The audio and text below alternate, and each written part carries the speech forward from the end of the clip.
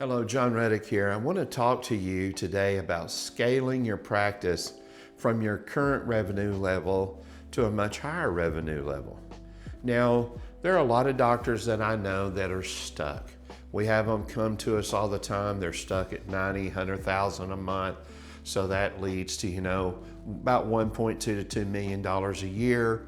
And they've been at that level for a very long time. And they don't seem to be able to get beyond that.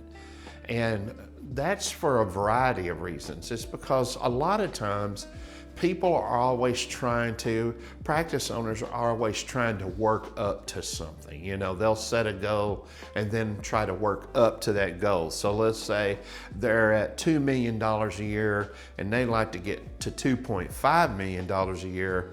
They set that goal and then they try to work up to it. Well, that's really kind of the wrong way to do it. You don't want to work up to something because that puts pressure on you, your staff, and your office. What you want to do is work back from something. Now then, and I don't mean working back from a small goal either. So if you're stuck, say at $2 million per year, you can go to $5 or $6 million a year. And you say, well, that would be impossible. How in the world could I do that? Well, you've got to think about your practice and production a whole lot different. If you're sitting around there just thinking about more cleanings, exams, and x-rays and crowns and a few bridges, you're not going to get there that way. You have to think a little bit different. So I described it to one doctor like this. And this doctor's office runs about $3.7 million per year. So I said to the doctor, okay, doc, if you want to get to, say, $500,000 a month, and you may say, man, where I'm at, that'd be impossible. But I want to tell you, we recently took on a doctor that was doing about half of that, about $250 a month, and made some changes, got him to see things a little differently, and he had a record month hitting right at about $400,000. So it can be done. You just got to change your thinking a little bit and stop trying to work up to something. We're always trying to work toward a goal rather than working from the goal. So in order to scale up higher, you need to set yourself an impossible goal. I mean, something that you would look at it and it would scare you to even think about trying to get to that number. So let's just say, you needed $500,000 in 1 month to be working toward or to get to the revenue level that you want. So you needed $500,000 that month. So let's say you need that amount of money, you go into your staff the next day. What are you going to tell them? Are you going to tell them, hey, we need to get $500,000 in the office this month, so we need to get all the cleanings, exams, and x-rays that we can get in the door. We need to get as many as we can. Well, if your cleaning, exam, and x-rays, $300 or $400, you would have to see over 1,000 people to get to that number. Well, number one, you can't see 1,000 people in a month like that.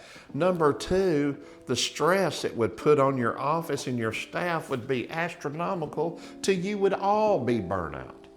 But what if you went in to your staff and said, we need to get to 500,000 this month.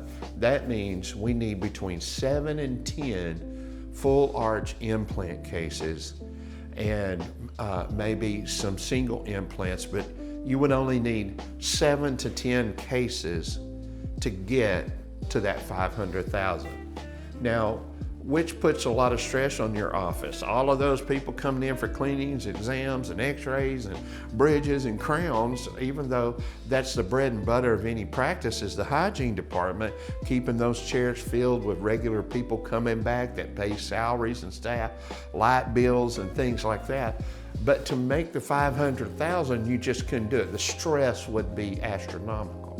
I've talked to multiple dental consultants, and we've been consulting with dentists for well over 20 years, and the offices that are taking in the higher end cases, your cosmetics, veneers, multiple crowns, even certain levels of ortho that focus maybe on Invisalign or other types of ortho, they say doing that kind of dentistry puts less stress on them and their team, and helps to get them to where they want to go. I mean, I've got doctors that'll do 120, 130 cosmetic cases a year. And when you're talking about cosmetic cases that are average of $15,000 to $20,000, that's some pretty significant revenue coming into the practice just off of those 120 cases. So what if you refocused, instead of trying to think about all the stuff you can do and out of everything you do to try to get there, and then think about the one or two high value treatment options that you can offer to get you to that number. Because it takes a whole lot less new patients. If you're doing dental implants and cosmetic cases, you're doing those, it takes a lot less people to get to that goal, and it puts less stress on your office.